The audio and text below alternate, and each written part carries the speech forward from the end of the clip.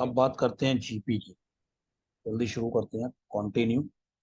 Last time AP की बात हुई थी, आज बात करते हैं जीपी के और फिर उसका कुछ मिसलेनियस सीरीज। तो पहले बात करते हैं जीपी।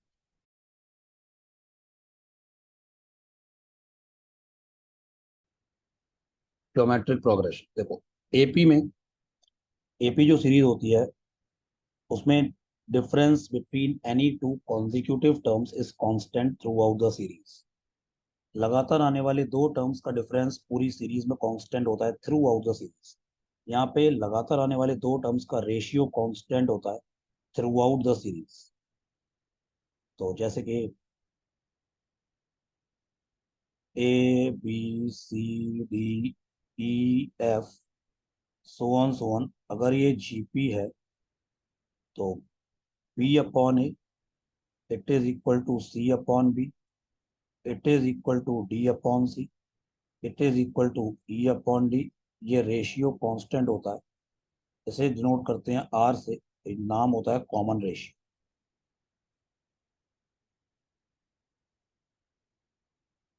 तो ये सीरीज जीपी होती है। ये कॉमन रेशियो कुछ भी वैल्यू ले सकता है, negative, positive, negative fraction, positive fraction, मतलब माइनस इनफाइनाइट से प्लस इनफाइनाइट कुछ भी ले सकता है एक्सेप्ट जीरो। ये कभी जीरो नहीं हो सकता। लॉजिक क्या है, लेट्स सपोज अगर बी अपॉन ए जीरो हो गया, कोई फ्रैक्शन अगर जीरो है, मान लो बी अपॉन ए जीरो है, तो ये जीरो तब होगा जब बी जीरो होगा, मतलब न्यूमरेटर जीरो होगा। तो बी जीरो हो गया, तो यहाँ पे सी अपॉन बी, और अगर बी जीरो है तो ये तो इनफाइनाइट हो गया। एक तरफ ये जीरो एक तरफ इनफाइनाइट, वो तो कॉमन होना चाहिए, तो वो तो गलत हो गया। इसलिए ये कॉमन रेशियो कभी भी जीरो नहीं हो सकता और कुछ भी हो सकता है। तो कुछ एग्जांपल्स: 1, 2, 4, 8, 16, 32, 64, 128। ये सीरीज एक जीपी है। इसमें कॉमन रेशियो आर क्या होगा? Two. Common ratio is two. √2, two, two √2, 4। ये भी सीरीज एक जीपी है। इस केस में कॉमन रेशियो आर क्या हो गया? √2। 7, 7, 7, 7। ये भी एक जीपी है। इसमें कॉमन रेशियो आर कितना हो गया? 1। तो अगर किसी सीरीज का जीपी का बेसिकली फर्स्ट टर्म ए है और कॉमन रेशियो आर है, इसका ये मतलब है सेकंड टर्म जो है वो फर्स्ट टर्म का आर टाइम्स है, मतलब सेकंड टर्म ए आर होगा। थर्ड टर्म सेकंड वाले टर्म का जो ए आर है उसका आर टाइम्स होगा, मतलब ए आर स्क्वायर होगा। फोर्थ टर्म जो थर्ड वाला टर्म है ए आर स्क्वायर, उसका आर टाइम्स होगा, मतलब ए आर क्यूब होगा। फिफ्थ टर्म ए आर की पावर 4 होगा। इस तरह चलेगा। तो फर्स्ट टर्म में आर नहीं है, मतलब आर की पावर 0 है। सेकंड टर्म में आर की पावर 1 है, थर्ड टर्म में आर की पावर 2 है, फोर्थ टर्म में आर की पावर 3 है। तो nth टर्म में ए आर की पावर n-1 होगा।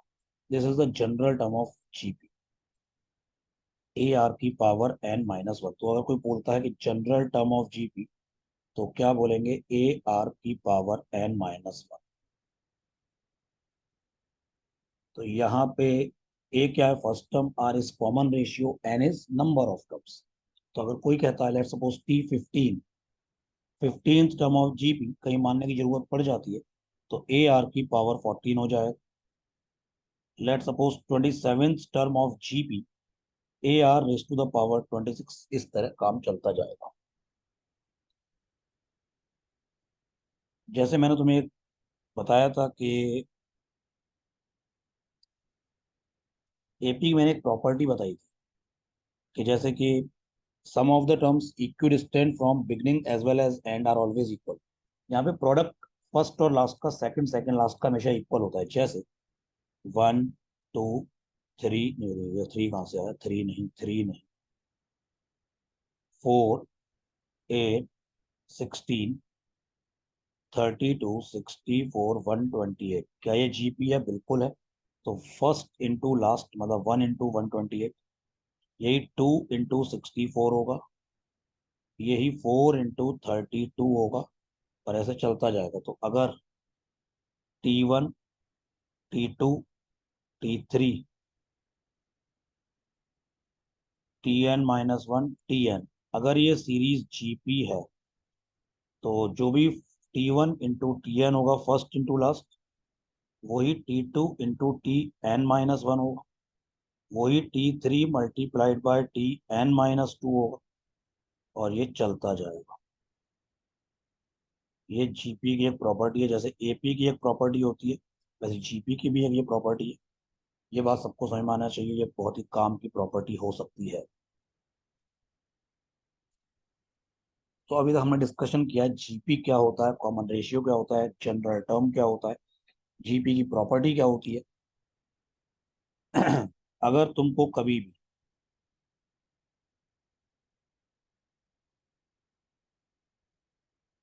भी अगर थ्री टर्म्स इन जीपी ये अगर एज्यूम करने की जरूरत पड़ जाए, तो हमेशा माना करो A upon R, A and A R. Life थोड़ी आसान हो जाएगी, क्योंकि अगर तुम इनका प्रोडक्ट करोगे तो आर कैंसिल हो जाएगा और ए क्यूब में एक इक्वेशन बन जाएगी और ए की वैल्यू इजीली आ जाएगी। कभी भी अगर फोर टर्म्स जीपी में मानने की जरूरत पड़ जाए,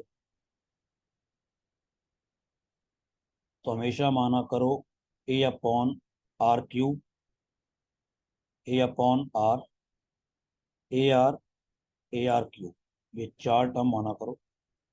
लाइफ थोड़ी सी आसान हो जाएगी, कैलकुलेशन कम होंगे। Three terms in GP, four terms in GP, ये माना करो A upon R cube, A upon R, A R and A are cube. इसके बाद आता है सम ऑफ एन टर्म्स।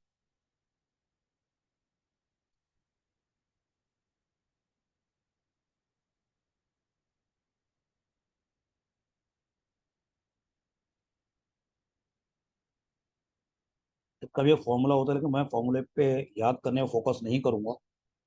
वो कैसे आता है ये समझो, और मैं ज़्यादातर वही तरीका लगाता हूँ। मान लो कोई सीरीज है S N, A plus A R plus A R square plus A R cube plus A R की power 4 up to till A are की पावर n-1। बेटा मेरी बात को ध्यान से सुनना। जहां भी कभी भी पूरी लाइफ में कभी भी अगर जीपी का सम आ जाए, अगर तुम ये आइडेंटिफाई कर लो कि ये सीरीज जीपी है और उसका सम निकालने की जरूरत पड़ जाए, हमेशा उसका लाइफ में एक ही तरीका है और कोई टफ नहीं है। पूरी सीरीज को कॉमन रेशियो आर से मल्टीप्लाई कर दो, और हर टर्म को एक एक पोजीशन शिफ्ट करके लिखो, एक एक प्लेस शिफ्ट करके लिखो। पहला टर्म बनेगा ए आर, तो वो यहाँ लिखो। दूसरा टर्म बनेगा ए आर स्क्वायर, वो ए आर स्क्वायर के नीचे लिखो। तीसरा टर्म बनेगा a are square into r, मतलब ए आर क्यूब, वो ए आर क्यूब के नीचे लिखो। इस तरह से चलते चलते यहाँ आएगा ए आर की पावर n-1। जब ए आर की पावर n-1 में जब मल्टीप्लाई करेंगे आर का, तो ए आर की पावर n। अब इसको माइनस कर दो जरा।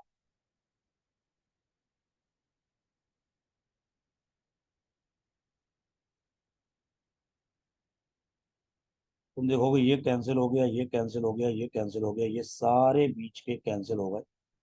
तो दो टर्म बचे, S N, one minus are, it is A minus A are की पावर एन। तो एस एन हो गया ए माइनस ए आर की पावर एन, अपॉन में आएगा one minus are.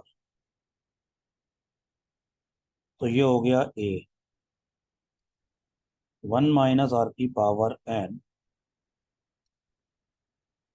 Upon one minus R. This is sum of N terms of G. तो S N is equal to A one minus R की power N upon one minus are.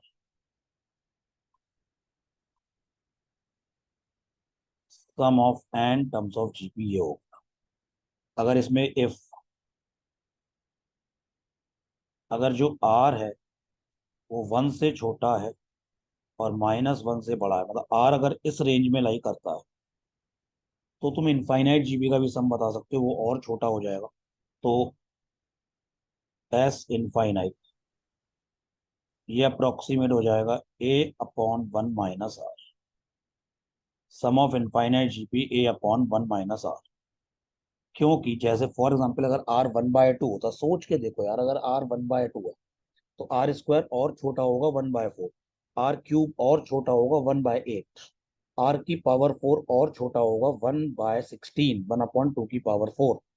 तो are की power infinite, ये तो 1/2 की power infinite बनेगा, और 2 की पावर इनफाइनाइट तो बहुत बड़ा नंबर है, तो इट इज 1/इनफाइनाइट, और ये अप्रोक्सीमेटली इक्वल टू जीरो ही होगा।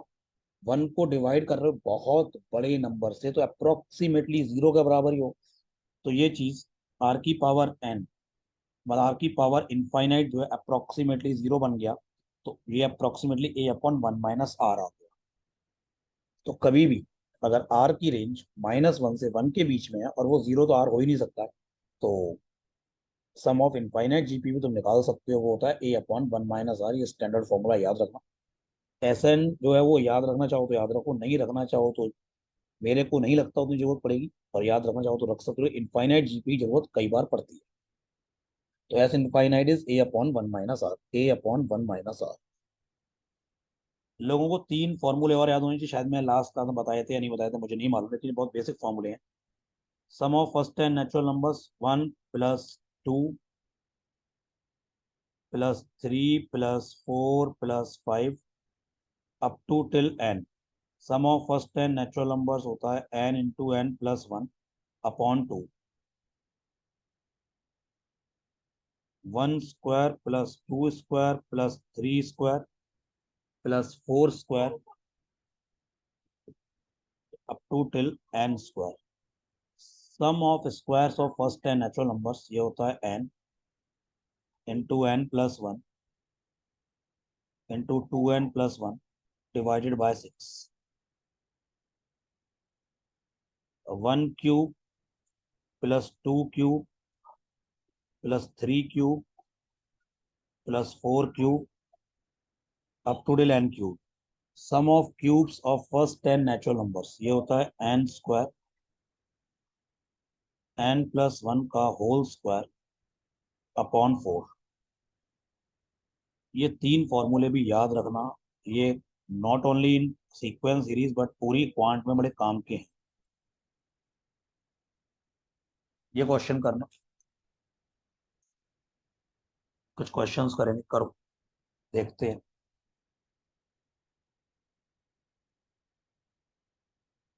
A⁻x is equal to B⁻y is equal to C⁻z, इसको मैंने बोल दिया K। तो यहाँ से A हो गया है K⁻1/x, B हो गया है K⁻1/1 और C हो गया है K⁻1/z। और ABC तीन नंबर जीपी में है, तो ABC ये तीन नंबर्स अगर जीपी में है तो ये बट ऑब्वियस है कि B² = AC। ये जीपी की बेसिक प्रॉपर्टी है, B/A = C/B, मतलब B² = AC। तो B² यहां से निकाल सकते हो, B² = K⁻1/y का होल स्क्वायर, मतलब K⁻2/y। It is equal to A × C, और A × C क्या हो जाएगा, K⁻1/x × K⁻1/z। तो K⁻2/y, ये K⁻1/x + 1/z। बेस सेम तो पावर इक्वेट कर सकते हैं, मतलब 1/x + 1/z, it is 2/y। तो XYZ में रिलेशन आ गया है, 1/x + 1/z, it is 2/y। Option number 1 is the right answer. Correct answer is option number 1। करो।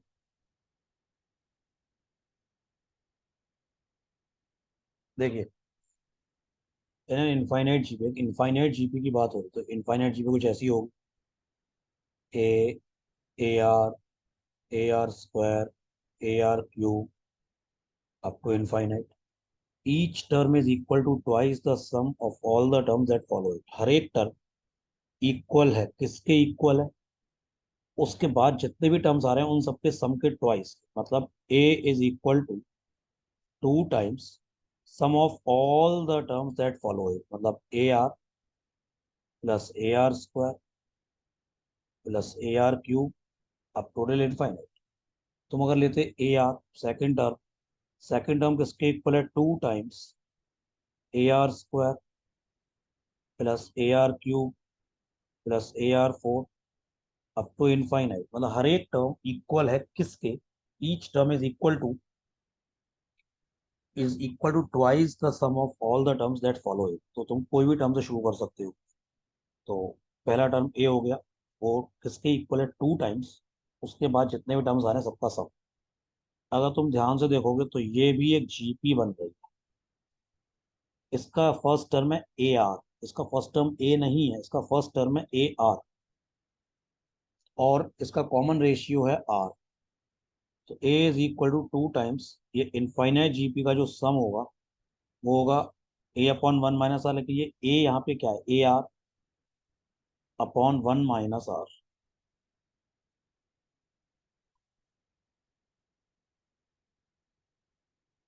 तो ये ए से ए कैंसिल हो गया, one minus are it is equal to 2 r. यहाँ से मैं कह सकता हूँ 3 आर इक्वल टू वन। यहाँ से मैं कह सकता हूँ आर इज इक्वल टू 1/3, और आर माइनस वन और वन के बीच में आना भी चाहिए था। चाहिए क्या मेरे को, सम ऑफ एंटायर प्रोग्रेशन। एक और चीज गिवन है, sum of first two terms is 12, a plus A r is equal to 12। तो a times one plus r is equal to 12। A r is 1/, तो one plus r is 1 + 1/3। A into 4/3 it is 12। यहाँ से ए आ गया है 9, first term आ गया है 9।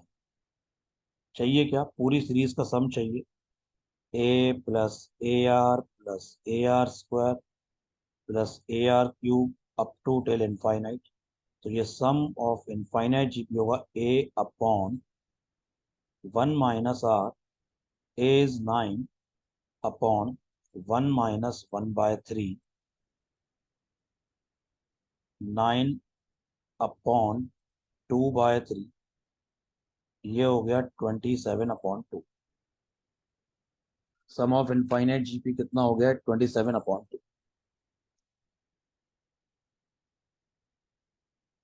Correct answer is 27/2।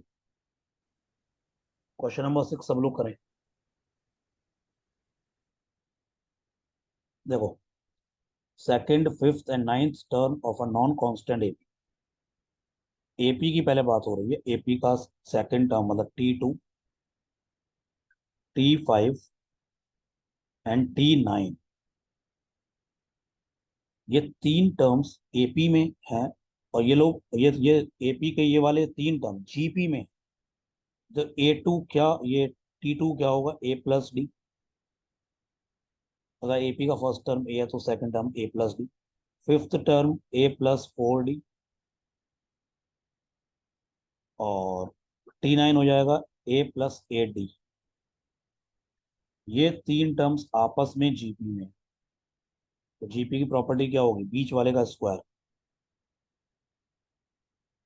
A + 4D का square, it is equal to first into third, A + D multiplied by A + 8D। तो ये हो गया A² plus 16D² plus 8AD, it is A² plus 8AD plus AD, मतलब 9AD plus का 8D²। A² से A² cancel हो गया, सब कुछ एक तरफ ले, 16D² माइनस का 8D², 8D² minus AD, it is equal to 0। D 8D minus a equal to 0। तो या तो यहाँ से आ गया D 0, या फिर 8D इक्वल टू A। लेकिन D 0 नहीं हो सकता, क्यों, ये बात बहुत ध्यान से समझना, क्यों नहीं हो सकता। ये बोला गया non constant AP. Non constant का मतलब होता है ऐसी एपी जो कांस्टेंट नहीं है। जैसे फॉर एग्जाम्पल 7 7 7 7 7, ये कांस्टेंट एपी है, सारे टर्म्स इक्वल है, मतलब कांस्टेंट है, तो ऐसा नहीं होना चाहिए। तो अगर डी जीरो होगा तो एपी कांस्टेंट हो जाएगी, जबकि होनी चाहिए नॉन कांस्टेंट, तो ये डी जीरो नहीं हो सकता है। तो ए और डी में रिलेशन आ गया, ए इज ए डी। मेरे को उस जीपी का कॉमन रेशियो चाहिए, तो कॉमन रेशियो क्या होगा, T5/T2, यही कॉमन रेशियो, मतलब A+4D/A प्लस डी। ए की जगह डाल दो 8D, तो 8D+4D that is 12D upon 8D+D that is 9D, 12/9 मतलब 4/3। Correct answer is 4/3। Correct answer is 4/3। ये वाला क्वेश्चन करें सब, क्वेश्चन नंबर 10 सभी लोग करें, सब लोग ध्यान से सुने जाए।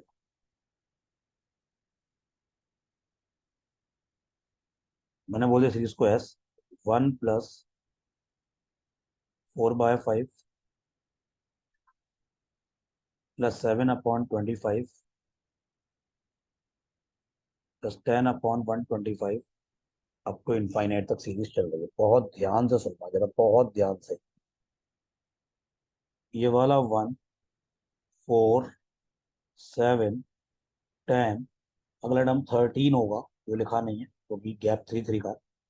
ये टर्म्स एपी में, ये वाला 1, ये 1/5, ये 1/25, ये 1/125, ये सभी जीपी में है।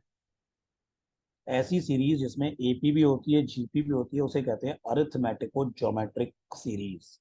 अरिथमेटिको ज्योमेट्रिक सीरीज। लेकिन बेटा प्लीज, इस नाम में कुछ नहीं रखा है।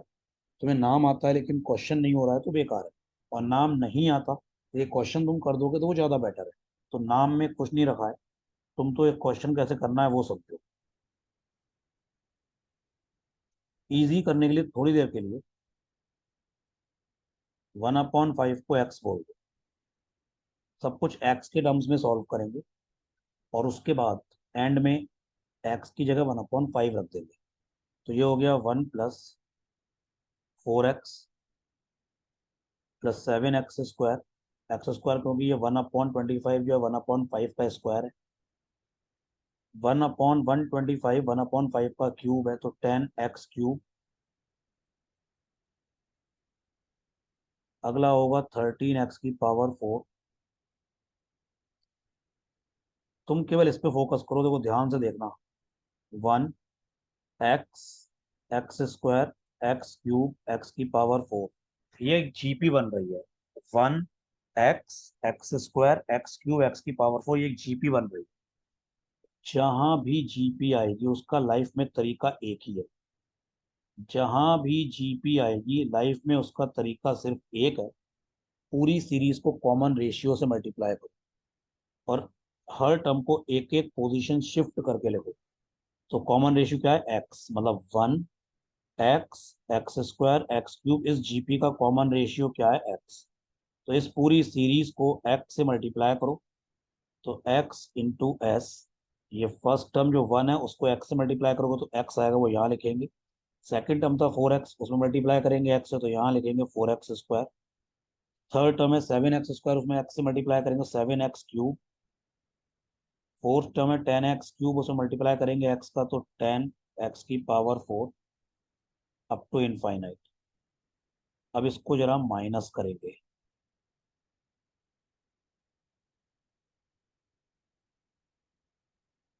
s ब्रैकेट में 1 - x, 1+3x + 3x² +3x³ +3x⁴ up to till infinite. यहां से फ्रॉम 3x ऑन, ये पूरी जीपी नहीं है लेकिन जो ब्रैकेट में लिखा है वो जीपी है, जो ब्रैकेट में लिखा है वो जीपी है। उसका फर्स्ट टर्म है 3x, फर्स्ट टर्म 3x है, तो ए जो ए है, A/1 - r, उसमें ए है 3x, और कॉमन रेशियो जीपी का है एक्स। कहाँ से आया, 3x² अपॉन 3x मतलब x, 3x³ अपॉन 3x² मतलब x। तो s टाइम्स 1 - x, ये हो गया 1 + 3x upon 1 - x, a upon 1 - r, और a क्या था 3x। तो यहाँ से सॉल्व करेंगे s 1 - x, ये हो गया 1 - x प्लस 3x अपॉन में 1 - x। तो यहाँ से मैं कह सकता हूँ s = 1 + 2x अपॉन 1 - x का होल स्क्वायर। यहाँ पे डाल दो x की जगह 1/5। नाउ इस एंड में पुट x = 1/5। जब x को 1/5 डाल दोगे तुम देखोगे s अपने आप आ जाएगा 35/60। Correct answer is 35/60। ये वाला क्वेश्चन करना 16 क्वेश्चन सभी लोग करें ध्यान से, सब लोग थोड़ी देर के लिए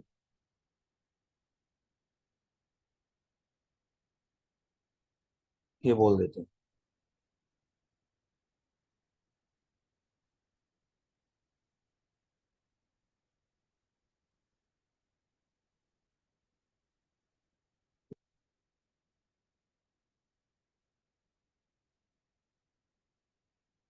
1 k² k³ k⁴ ये एक जीपी है, उसका रेशियो है k, कॉमन रेशियो है k, तो k से मल्टीप्लाई कर देंगे और एक हर टर्म को एक एक पोजीशन राइट में शिफ्ट करके लिखेंगे। तो ये बनेगा, पहला टर्म है 1, वो बन जाएगा 1 × k मतलब k, वो लिखेंगे 4k के नीचे। नेक्स्ट बनेगा 4k², उसको लिखेंगे 9k² के नीचे।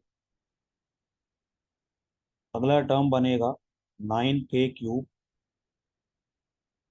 अगला बनेगा 16k⁴।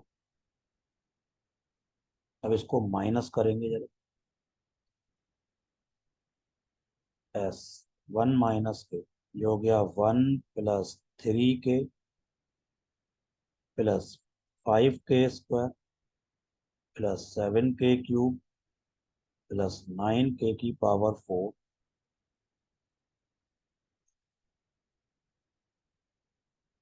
अब अब ये भी जीपी नहीं है, 1 3k 5k², इससे पहले क्वेश्चन में यहाँ पे जीपी बन गई, लेकिन इस वाले के तो यहाँ भी जीपी नहीं बनी। तो ये काम एक बार फिर करो, फिर से k से मल्टीप्लाई करो। S 1 - k multiplied by k, पहला टर्म है 1, वो बनेगा k, तो यहाँ आएगा। दूसरा टर्म बनेगा 3k², तीसरा टर्म बनेगा 5k³, फिर बनेगा 7k⁴, फिर से माइनस करो। तो s टाइम्स 1 - k, ये पूरा कॉमन आ जाएगा, ब्रैकेट में अंदर आएगा 1 - k, ये हो गया 1। मैं माइनस कर रहा हूँ तो 3k, minus minus minus minus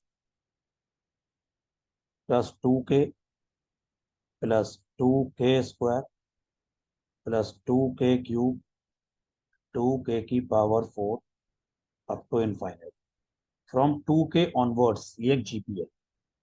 तो s 1 - k का होल स्क्वायर 1 प्लस, ये जीपी का फर्स्ट टर्म है 2k, तो 2k upon 1 - r, common ratio है k, 1 - k। तो s 1 - k का होल स्क्वायर, ये हो गया 1 - k प्लस 2k अपॉन में आ गया 1 - k। तो ये बन गया 1 + k, 2k - k is k upon 1 - k। तो s यहाँ से कितना आ गया, 1 + k अपॉन 1 - k का होल क्यूब। यहाँ पे अब k की वैल्यू जो 1/7 थी वो डाल दो, यहाँ पर k की वैल्यू 1/7 डाल दो और आंसर आ जाएगा, आई थिंक शायद थर्ड ऑप्शन ही आएगा। ये वाला क्वेश्चन सब लोग करें जरा, सब लोग ध्यान से सुनना है। ऐसे क्वेश्चन में थोड़ा ऑप्शन का यूज होता है, क्यों होता है ये बताऊंगा। डायरेक्ट नहीं निकल सकते ऐसे क्वेश्चन।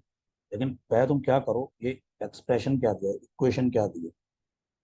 A1 तो दिया हुआ है 1, and an+1 -3an+2 it is 4n। तो यहाँ से an+1 is equal to 3 times an+4n-2।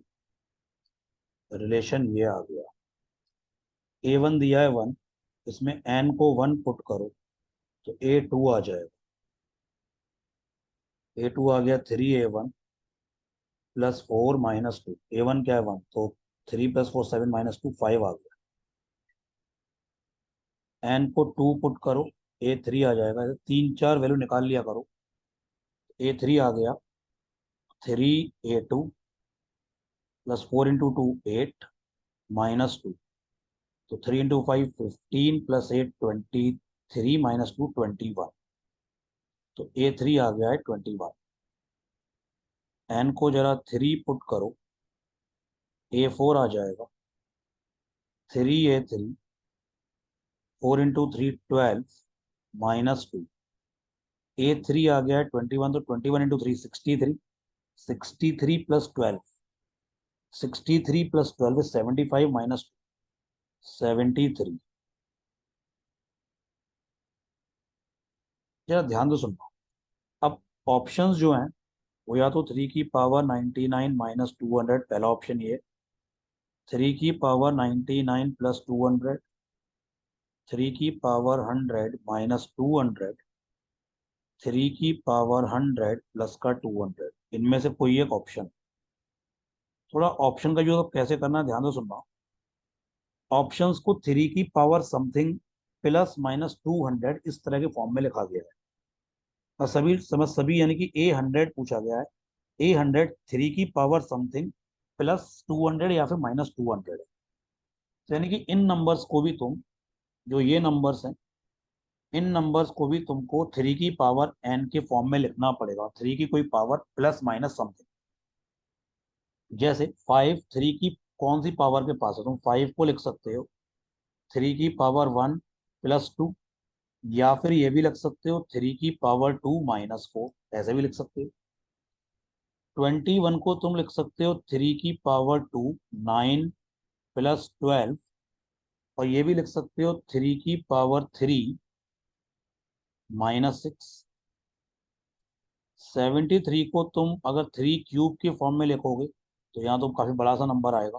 लेकिन 3 की पावर 4 के ये ज्यादा क्लोज है। 3 की पावर 4 81 होता है।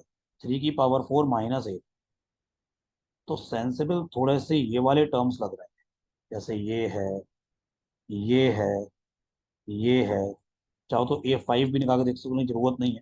तो A2 में 3 स्क्वायर आ रहा है, A3 में 3 क्यूब आ रहा है, A4 में 3 की पावर 4 आ रहा है।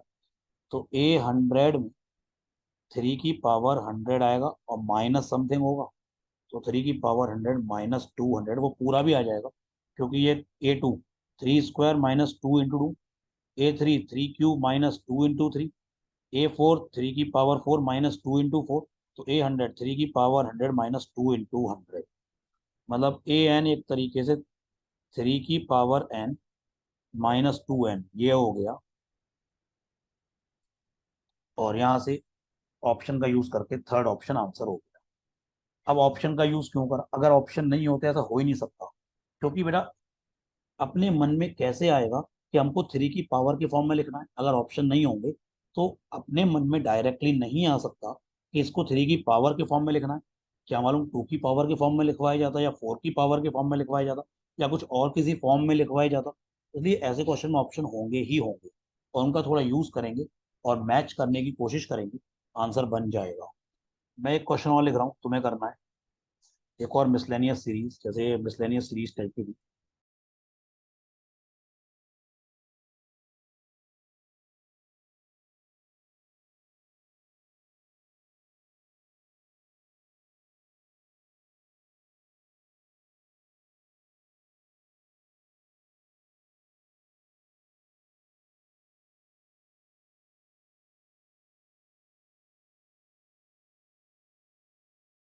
देख लेते हैं।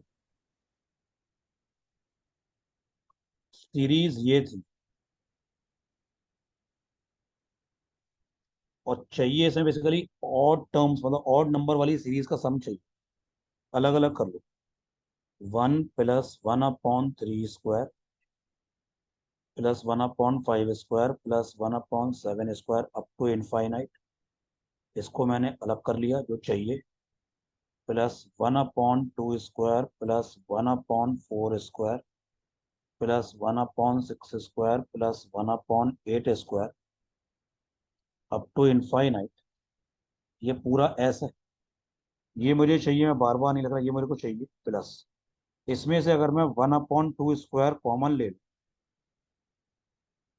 यहाँ बच गया 1 +1/2² +1/3² +1/4² +1/5² 1/6² up to infinite, it is equal to S. थोड़ा ध्यान से देखना, ये 1/4 हो गया। ये सीरीज ऐसी तो लिखी है, इस सीरीज के अंदर ये जो सीरीज है, ये जो सीरीज है, ये एस ही तो लिखी है। तो 1, यानी कि ये जो चाहिए वो +1/4 S it is equal to S. तो जो चाहिए था मेरे को वो हो गया S - S/4, 3S/4। S - S/4 it is 3S/4। जो मेरे को चाहिए था ये वाला, ये क्या आंसर आ गया? 3S/4। करेक्ट आंसर आएगा 3S/4। अरे यही सब कुछ APGP है, सीक्वेंस एंड सीरीज। काफी सारे क्वेश्चन हम कर चुके हैं।